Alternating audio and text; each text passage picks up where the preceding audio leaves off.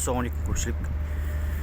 Аш және лоу жоғарғы және төменгі қысым екендігін механик блок байлықты қалай қоямыз деген сұраққа жауап беретін болсақ, ол үшін сіздерге міне сызып қойдым арнайы. Бұл орефикс плейт флоу элемент деп айтады. Бұл мына жерде міне ортасында міне көрсетілген. Бұл салынады. Ол қазақша саңылау тақтасы деп аударылыпты жалпы. Ол осындай зат міне ортасында саңылауы бар. Және де фланс. Бұл аш және лоу болуы неге байланысты? Жоғары және төменгі ағынға байланысты. Мына жерде сіздерге көрсеттім флоу деп. Мысалы бұл жерде қазір бұл аш, бұл лоу.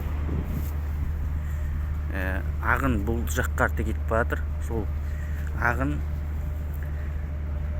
бар жағы аш болады да, келесі жағы лоу болады. Және де бұл біздің флоу трансмиттер.